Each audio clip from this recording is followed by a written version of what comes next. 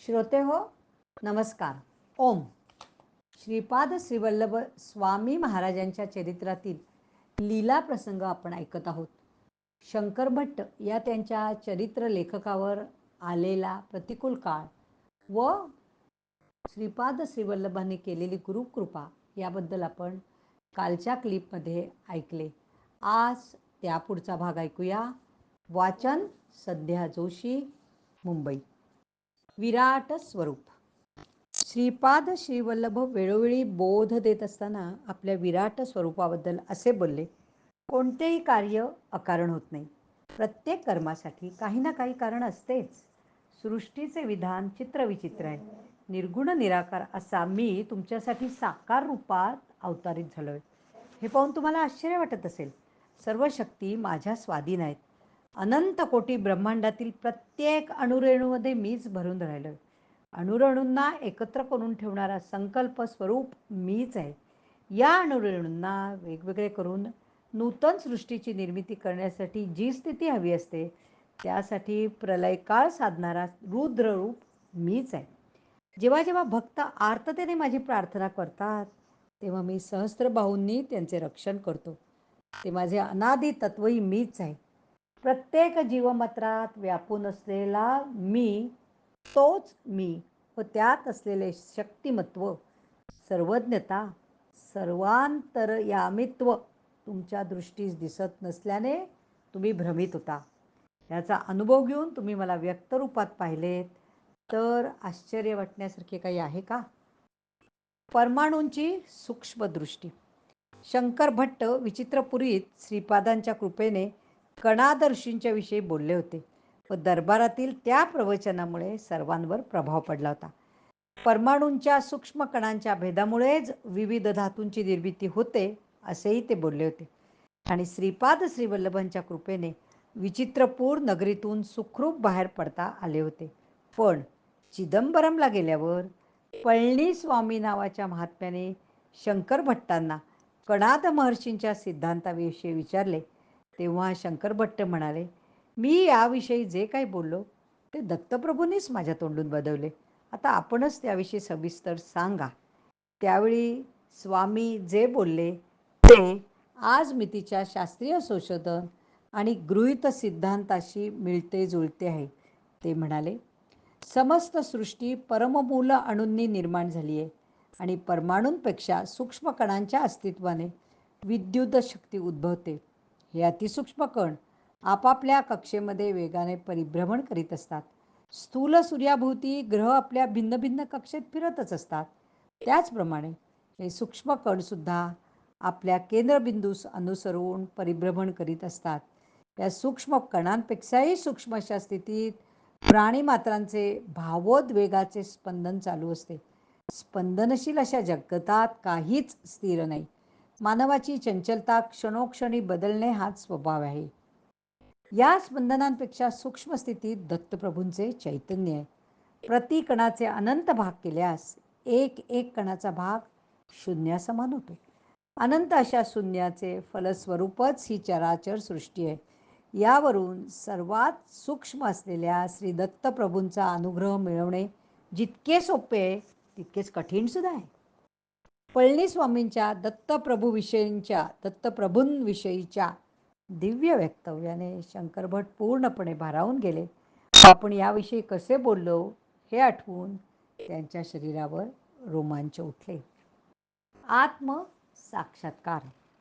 श्रीपाद श्रीवल्लभांनी पूर्ण कृपा लाभलेले तिरुमलदासांच्या बरोबर सत्संग चालू असताना साक्षात्कार आणि ब्रह्मज्ञान याविषयी त्यांनी शंकर भट्टांना सांगितले. श्रीपाद श्रीवल्लभांनी पूर्ण कृपा लाभलेले तिरुमलदासांच्या बरोबर सत्संग चालू असताना साक्षात्कार आणि ब्रह्मज्ञान याविषयी त्यांनी शंकर भट्टांना सांगितले ते असे, अरे शंकर भट्टा, आत्मसाक्षात्कार ज्यावेळी होतो त्यावेळी 15 कला आपापल्या भूतांमध्ये लय पावतात. त्या त्या देवता मूलभूत शक्ती असलेल्या चैतन्यात लीन होतात. आत्मज्ञान, कर्म इत्यादी ब्रह्मस्वरूपात लय पावत असतात. अशा ब्रह्मज्ञानासाठी परिश्रम करणारा तो खऱ्या अर्थाने ब्राह्मण होय. प्राण, विश्वास, आकाश, वायू, अग्नी, जल, भूमी, इंद्रिये, मन, अन्न, बल, विचार, मंत्र, कर्म, लोक, लोकातील विविध नावे यांना 16 कला असं म्हणतात. श्रीपाद प्रभू षोडश कलांनी परिपूर्ण असे परब्रह्मावतार आहेत. हा भाग थोडासा कठीण आहे, थोडंसं तत्त्वज्ञानात्मक आहे, पण कानावर ऐकलेलं काही नक्कीच फायदेशीर आहे. त्यातून तोटा काहीच नाही. समजलं नाही तरी ऐकून ठेवायला काय हरकत आहे. अहंकाराचा नाश आणि मोक्ष. आणखी एक महत्त्वाची गोष्ट म्हणजे अहंकार नष्ट झाल्याशिवाय मोक्षप्राप्ती होत नाही. मनुष्याच्या अहंकारामुळे कर्माचरण घडत असते. अहम म्हणजे मन आणि बुद्धी हे अज्ञानाच्या आवरणाने आच्छादित झालेले अशुद्ध चैतन्यच होय. आत्मसाक्षात्कारी योग्याला कर्मफल शेष राहत नाही. अहंकार पूर्णपणे नामशेष झाल्याशिवाय आत्मसाक्षात्कार होत नाही. कर्म आणि त्याच्या फलाचा नाश होऊन योगी सिद्धावस्थेत पोहोचतो. देहाभिमान नसल्यामुळे तो सतत मुक्तावस्थेत असतो. परमात्मा योग्यांच्या द्वारे आपल्या दिव्य लीलांचे प्रगटीकरण करीत असतो. योगिक शक्तीचा अहंकार एखाद्या योग्याला झाला तर सर्व शक्तीचे हरण करून त्याचे गर्वहरण करण्याचे सामर्थ्य परमात्म्याला आहे. दुसऱ्या एका ठिकाणी भक्ताला उद्देशून श्रीपाद प्रभू म्हणतात, मोहाचा क्षय म्हणजेच मोक्ष आहे. जो जीव सच्चिदानंद स्वरूपाचा आनंद अनुभव पाहतो त्याची योग्यता पाहूनच मी त्याला अनुग्रहित करतो. माझ्या दृष्टीने निर्गुण, निराकार, सगुण, साकार, मोक्ष आणि बंधन असा भेदच नाही. प्रत्येक क्षणी नूतन अशा असंख्य लोकांची सृष्टी, स्थिती आणि लय यात मी व्यस्त असतो. जीवाच्या उन्नत स्थिती किंवा उन्नत आनंद भूमिकेसाठी काही परिमिती किंवा सीमा नाही. संपूर्ण विश्वाच्या नाटकाचा सूत्रधार असलेला मी सध्या साकार रूपात तुमच्या समक्ष आहे आणि तुम्ही पाहतात. पण हा आकार नसलेल्या निर्गुण निराकार अवस्थेत असताना सुद्धा मी सर्वदा तुमच्याकडे पाहीन हे सांगण्यासाठी साकार रूप घेतले आहे. त्या महाउन्नत स्थितीतून मी तुमच्यासाठी खाली उतरून आलो आहे. असहाय्य स्थितीत असलेल्या जीवांना सहाय्य करणे, मदत करणे हा मानवी धर्म आहे. सर्व धर्माचे मूळ असलेले एकैक सत्य, सर्व कारणांचा कारण असलेले एकैक कारण मीच आहे. मी आहे म्हणून तू आहेस, ही सृष्टी आहे. यापेक्षा वेगळे सत्य काय सांगणार? जन्मोजन्मीचे आशीर्वाद हा अखेरचा भाग या प्रकरणातील बघूया श्रीपाद श्रीवल्लभ स्वामी महाराजांच्या. जन्मजन्मांतरी भक्तांचे कल्याण पाहणारे आणि एका जन्मात आशीर्वाद देऊन दुसऱ्या जन्मात त्याची आठवण देऊन खरे करून दाखवणारे हे श्रीपाद श्रीवल्लभ दैवत आहे. रजकाला पुढील जन्मी ऐश्वर्य व राजाचे भोग मिळतील असे आश्वासन मिळाले. त्याप्रमाणे आणखी एक उदाहरण त्यांच्या चरित्रात आहे.